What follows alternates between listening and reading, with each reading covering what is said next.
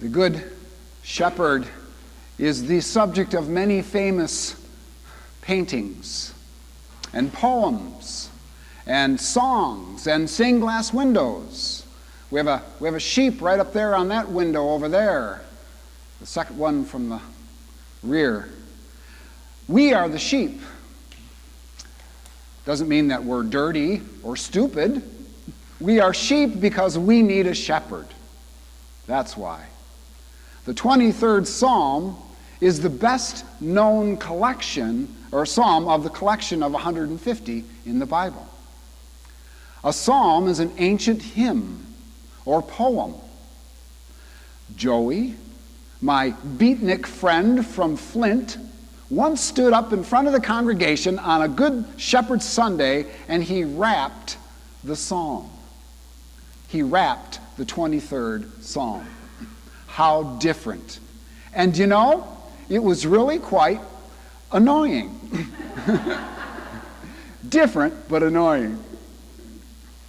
Many have it memorized, like the people at Masonville Home, where we visit each month. The folks there, you'll see them reciting it as we read it to them.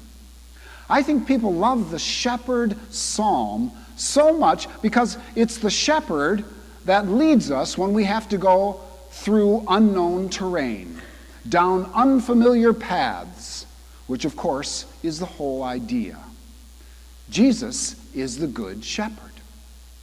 For those of you who were raised in the church, you might remember those stories that you were taught in Sunday school. Stories like David and Goliath, all about facing our fears, or Daniel in the lion's den, angels holding their mouths closed, or Moses and the Pharaoh and the Hebrews safely crossing the Red Sea, or Noah and the ark, animals showing up on the ark, bunnies hopping up the ramp, a deer, some cute little skunks side by side going into the boat, and then Noah goes into the boat, and then you see the giraffe head sticking out of the window on top of the boat, and then it starts to rain, and all the people are drowned. They usually skip that part and the very last in Sunday school. And then there's this story, the Good Shepherd story. Jesus is pictured as one who gives his life for his sheep, or leaves the flock and goes to search for the one lost sheep, returning with the lamb in his arms or on his neck, on his shoulders. And it made you feel so good, and God felt so close and so big, and you felt secure because this God fought the giant, and he closed the mouths of lions, and he led you through some dark seas, and God is watching out for you. Then we grew up. Yet some of us have not lost sight of the Good Shepherd, or the sound of his voice, or his touch upon our souls. Psalm 23 is a poem exactly about that, not losing touch. The writer, David, talks about the sunny days of his youth, hanging out with the sheep. It's springtime, and he observes the migrating clouds overhead, the gentle swaying of the treetops in the distance, the flight of a couple of eagles, the delicate beauty of the wildflowers, the morning sun sparkling on the lake, or sitting in the cool of the evening breeze, a Snapple peach iced tea in his hand, and the stars' haunting gleam as the moon hits the sky like a big pizza pie. That's amore.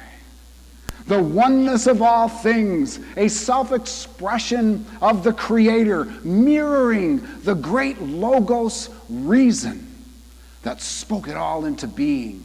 In a word, it was sacred. I think it was there in the solitary spring pastures on that lonely hillside that God revealed God's self to David. You see, sometimes you have to get alone to recognize that you're not alone. In the wide open spaces, this biblical hero David developed a heart for God, the Bible tells us. But here's the deal. The writer David, who shows this childlike trust in this psalm, on the contrary, was written later in his life.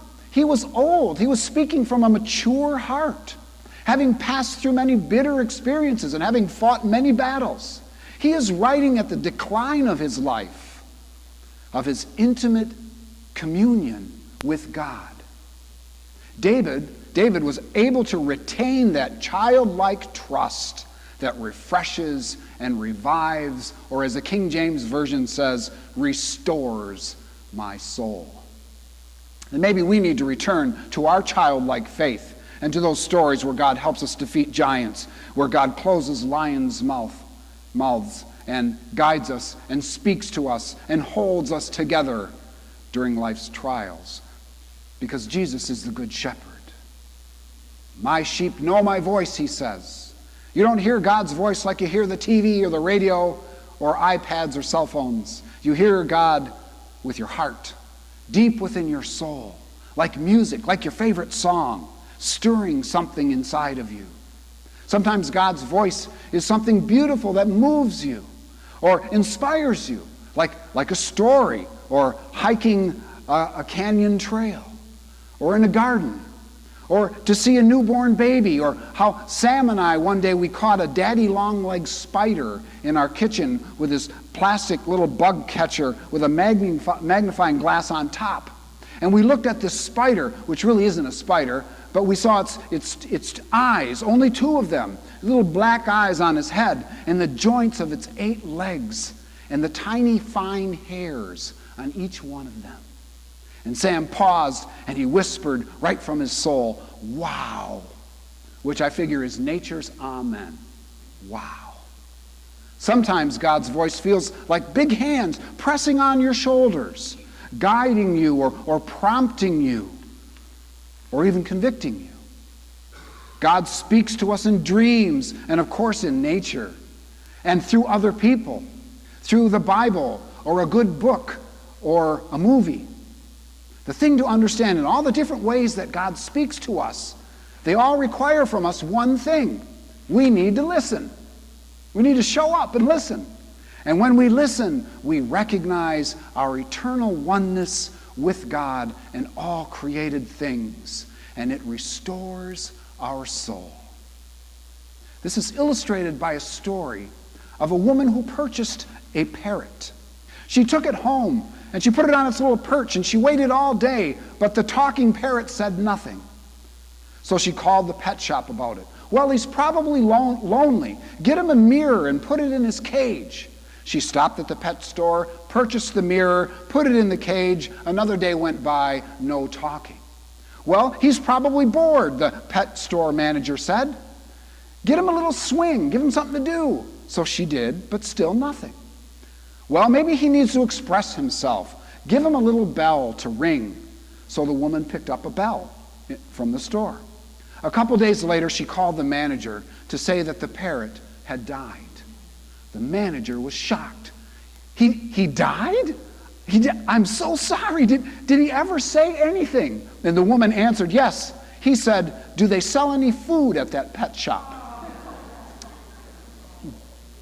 You see, our soul without food will die. And all the mirrors and all the swings and all the bells in all the world will not fulfill our spiritual hunger. Our cars and our jobs and our hobbies and our boats and our TVs and our web searches cannot satisfy this longing inside of us, because only the eternal can feed the eternal soul. Deep calling unto deep. Only God can restore, revive my soul. Well, let me end with one more story. Once there was a town high in the Alps that straddled the banks of a beautiful stream. And the stream was fed by springs as old as the earth and as deep as the sea. Isn't that a lovely beginning? Anyway, the water was clear, and children played at its banks, and the swans and geese, they swam on it. You could see the rocks and the rainbow trout swarming in the bottom of the stream. High in the hills, there lived an old man who was the keeper of the stream. He was hired long ago to take care of it, to remove the branches and fallen leaves and all the debris that might pollute the water. In one year, the town council, in its infinite wisdom, decided they had better things to do with their money. They did not need the old man on the mountain anymore, so he left. And high in the mountains, the springs went untended. Twigs and branches muddied the flow. Silt compacted the creek bed. Waste and pollutants turned parts of the stream into stagnant bogs. For a time, no one noticed, but soon the waters were not the same. It began to look brackish and brown and murky, and the swans, they flew away, and the children no longer played by it. And all noticed the loss, the deep loss of sparkling beauty that used to flow in the stream that fed the town. The life of the village depends on the stream, and the life of the stream depends on the keeper. The city council reconvened, the money was found, the old man was rehired, and soon the waters were cleaned, and the swans came back, and the children played, and the village came to life again. The life of the village depended on the health of the stream. That's the end of the story. And now here's the point. The stream is your soul, and you are the keeper. Don't let it go untended, for your life depends on it. Don't mistake the busyness of your life for your life. You are the keeper of your soul. Your soul will never find rest until it finds its home. And we find our home in the simple daily discipline of asking, is God in this moment? If he is not, God can be. Just ask him. Ask the Good Shepherd, and he will guide you and revive your soul. Amen.